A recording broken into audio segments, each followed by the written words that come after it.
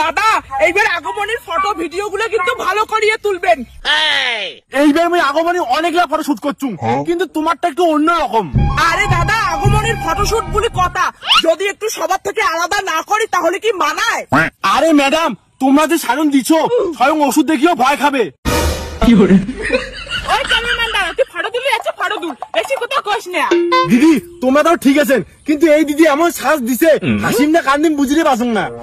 এই ক্যামেরাম্যান, ছবি তুলে যাচ্ছিস, ছবি তুল, বেশি ফ্রিতে জ্ঞান দেওয়ার আসিস না, আর আমরা ছাপড়ি না হই। দাদা আমার কাছে কাশফুলের সাথে ছবি তুলে দাও তো, কারণ আমি ইনস্টাগ্রামে ফটো পোস্ট করিম তো। এই চুপ কর তো, মোর দেখ তো মেকআপ গুলো নষ্ট হয়ে যাওয়া হচ্ছে, এখন মুই ছবি তুলিম তারপর তুই আসো। দাদা দেখো ম্যাডাম, আগমনী কেমন ফটো শুট করবেন তাড়াতাড়ি করো, রাতে হলে কিন্তু টাকা বেশি লাগবে। আরে দাদা টাকা নিয়ে ভাবার দরকার নাই, তোমরা খালি আমার সুন্দর সুন্দর ফটো তুলে দাও, আর ফটো ভালো না হলে কিন্তু কথা খারাপ আছে।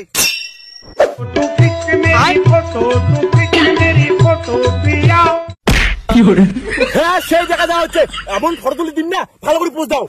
কিরে তোর ফটো তোলা হল, একটু তাড়াতাড়ি কর না রে প্লিজ।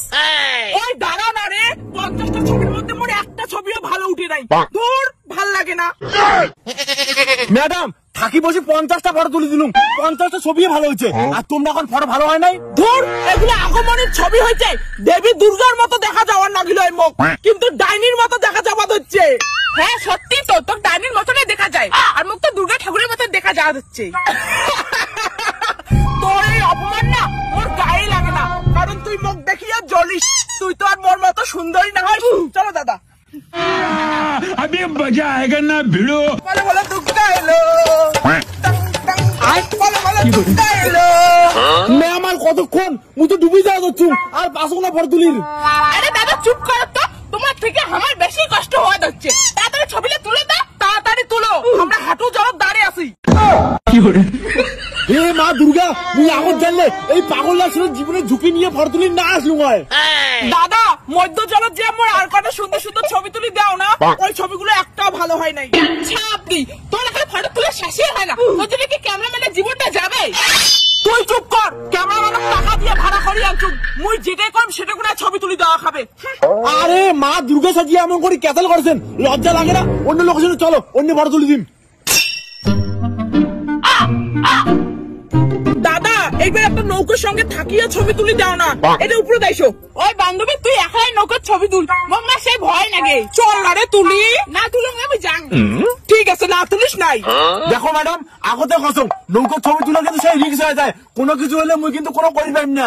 আরে তোমার কিছু করার দরকার নাই, এইবার মা দুর্গা নৌকা আসবে, সেই জন্য মুই নৌকার ছবি তুলি সারি, কি হয় হোক। ঠিক আছে, ভালো করে পোজ দাও। আগত মোর কয়টা ভিডিও বানিয়ে দাও। ঠিক আছে। হায় দইয়া, আরে সাবধান, আস্তে আস্তে আস্তে। ম্যাডাম কোটে গেলেন, ম্যাডাম কোটে গেলেন? বান্ধবী নদী ভাসি ভাসি গেলে নাকি, এর জন্য তো কলম নৌকার ছবি তুলি না লাগে। বাসিয়েছেন দাদা, ছবি তুলো ছবি তুলো, আগমনীর ফটোশুট বই করে ছাড়িম। কাকি তোমার বেড়ি তোমার শাসন করেন, তোমার বেড়ির জন্য মোর পয়েন্টটা দিতে নাইছেন। আজি যাং আগত, ও দুর্গা ঠাকুর নিয়ে কি করা খান, ওনাকে বার করে দিম মুই। আজি এটা হাসতে তো করেছেন, ও দেখো মোর ফটো তুলে যাচ্ছে, চলো।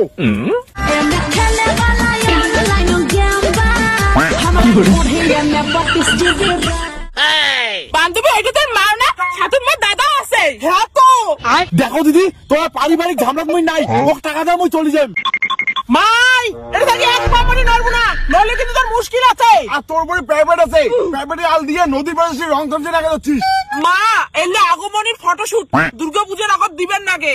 মাই তো ঠাকুর নিয়ে ইয়ার কি করা? ও চল তুই বাড়ি চল। মুই আগতে ভাবছুম এই ঠাকুর নিয়ে ইয়ের কি করা ভালো না, মোক টাকা না লাগে মুই গেলুম। চল বাড়ি।